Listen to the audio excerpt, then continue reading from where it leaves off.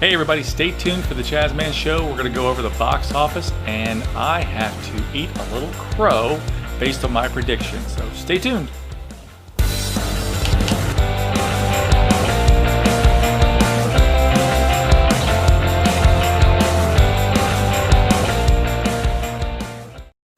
Hey everybody, welcome back to the Chazman Show.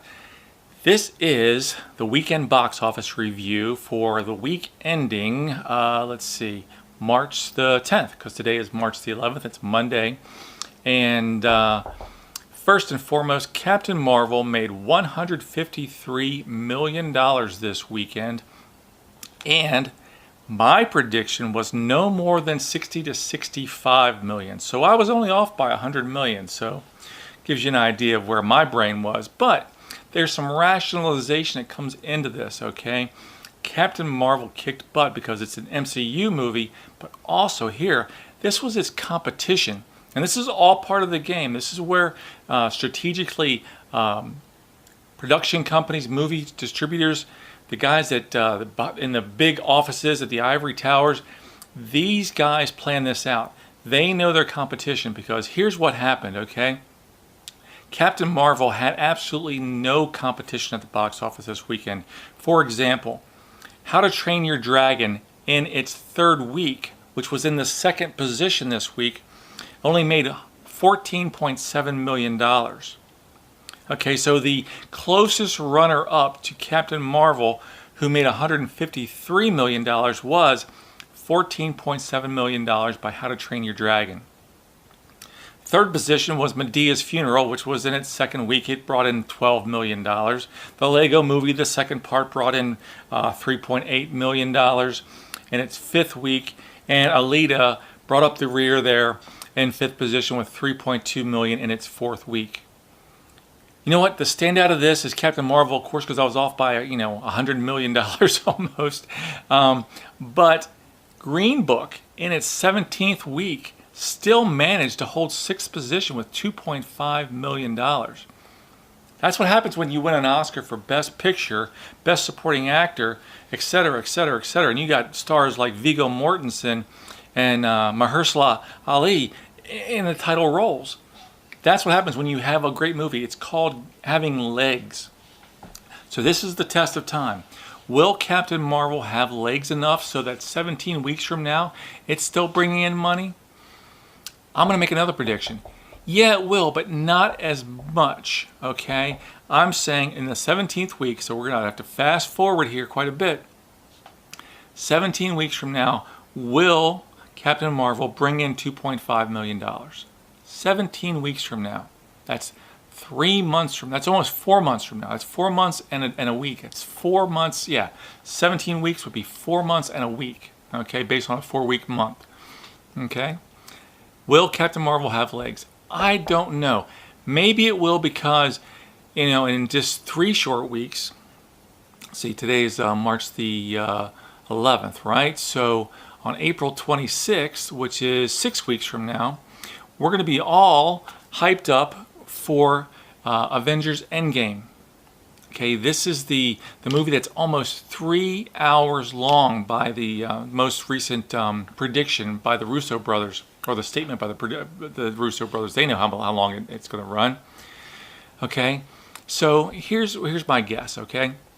If Captain Marvel can bring in $153 million, and she's a new introduction to the MCU, okay, and Endgame is really kind of like a part 2 to the most recent Avengers movie. You had the Avengers, then you had Age of Ultron, then you had Civil War, which is like Avengers 2.0 or 2.3 or whatever however you want to say it. Really, Civil War was an Avengers movie because it contained all the characters. Okay.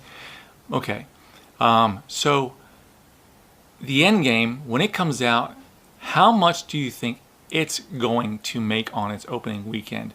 If there's any indication here with Captain Marvel $153 million, is it out of question to say that it'll do over $200 million? Avengers Endgame will do over $200 million in its debut weekend. Okay, that's April 26th. And I've stated this before, so make sure you send cards. It's my mom's birthday. She's turning 39. You make sure you send her a card. wish her happy birthday, go online, find me on Facebook. If you find me on Facebook, you'll find my mom on Facebook. She's one of my friends. Okay, so that being said, okay, so that's, now, let's get into a little bit of the things that happened with Captain Marvel. There was an end credit scene. Actually, it's a mid-credit scene. There's an end credit scene as well. On the mid-credit scene, it showed Captain America, Black Widow, Dr. Bruce Banner, and Rhodey, and they're all trying to figure out how to get Fury's pager to work again, because obviously they said the signal has stopped. What do we got to do?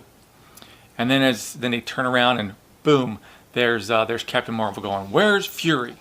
Okay, that's your mid-credit scene. So that was really, quite honestly, if I look at Captain Marvel in its entirety, the best parts about that movie were the opening sequence where they do a tribute to Stan Lee. So then the opening credits, when you have the Marvel and it has all the little pieces of film where it usually introduces Thor and Captain America throwing his shield and hulking out and Iron Man and all that. And this time what they did was they put in all the different cameo roles of Stan Lee, and that was within the Marvel logo. So that was pretty cool.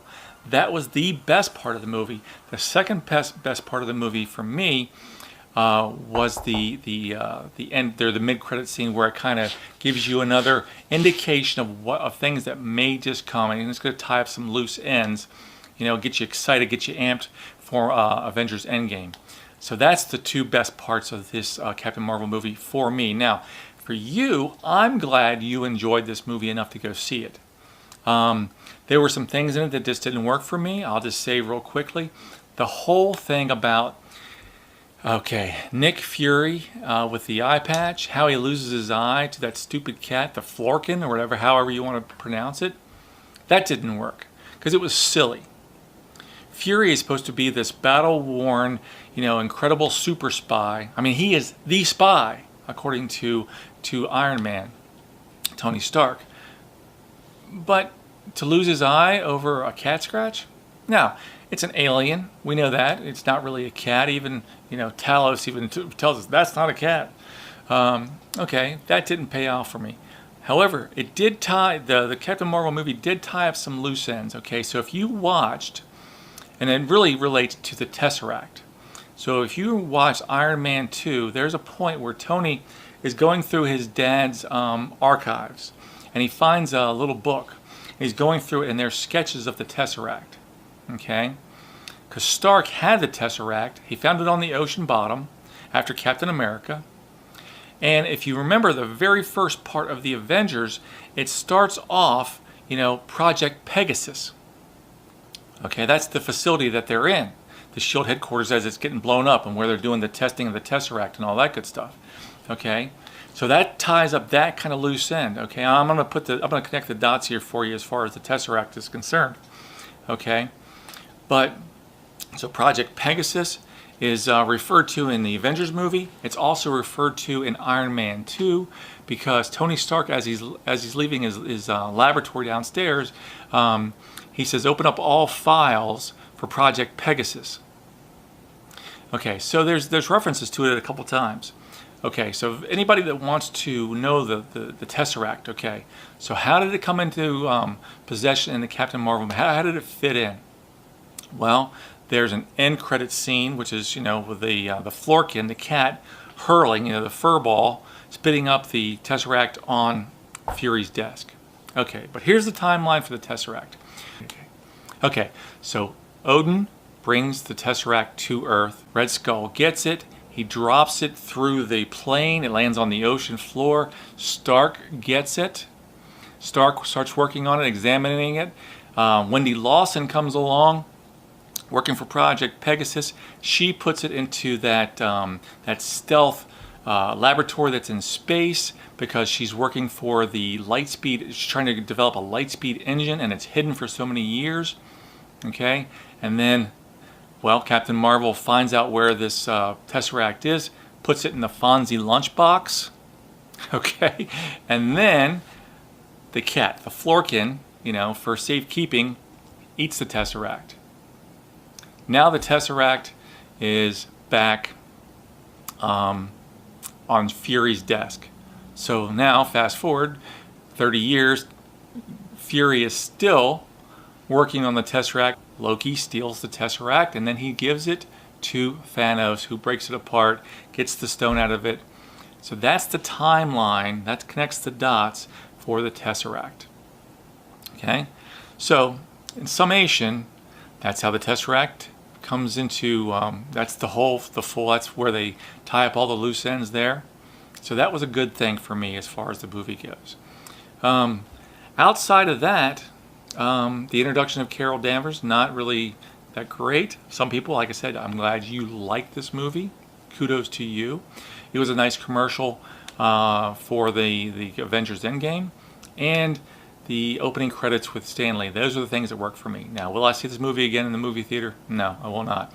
It just didn't do it for me. It wasn't that interesting of a story for me, even though those parts I just highlighted did pique my interest, which is great. Now, okay, that being said, the next movie that comes out, guys, is going to be Shazam, starring Zachary Levi, Djimon Hounsou, and Mark Strong.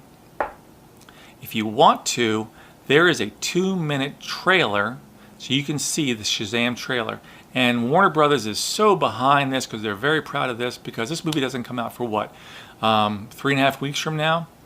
They released a trailer, a 2-minute trailer, a full month before the movie came out. So they're very confident in this. So now the wheels of the DCEU is starting to turn, okay? Because you got a $1 billion hit with Aquaman, you got Wonder Woman who kicked butt, and they're now Wonder Woman 1984 comes out next summer, okay? And now you got a big hit on your hands, or at least a projected big hit because there's so much confidence behind it with Shazam coming out. It's like Superman meets Big. So Zachary Levi is a great ambassador for this movie. You know, he's going out there. He's actually supporting Captain Marvel. You know, the Brie Larson Captain Marvel, even though he's actually called Captain Marvel 2. But, you know, somewhere in there, I guess they could, to avoid conflict, they just call Captain Marvel, Zachary Levi's Captain Marvel, they call him Shazam. Okay, so anyhow, but he's a great ambassador for this movie. Like I said, so you got Zachary Levi, Djimon Hounsou, and Mark Strong. All right, let's go ahead and wrap it up here for this video. Again, Captain Marvel made $153 million this weekend. I was wrong by about $100 million. But let's see what it does in the next week, because typically movies fall by 50%. So, you know, even at $70 million, that's a nice weekend box office for Captain Marvel next weekend. Let's see what happens, though. But the big test of time is does it have legs enough so that, like the Green Book, 17 weeks from now, will Captain Marvel be bringing in $2.5 million? I'm going to go ahead and say no. But I've been wrong before. I'll be wrong again. Okay, guys, thanks for everything. If you like this video, please like, please subscribe, share this video with your friends. We want to build up. We want to build the subscription base out there. So if I can give you some entertainment for 5, 10, 20 minutes or whatever, share this with your friends. Let's build up my subscription base so that then I can afford another camera and some real production value and get rid of this backdrop here I've got. I mean, I like red. I look good under red, but I'd like to go ahead and expand. So please like this video, share. Let's build this up. Thanks a lot, guys. We'll see you next time on The Jazzman Show. Bye-bye.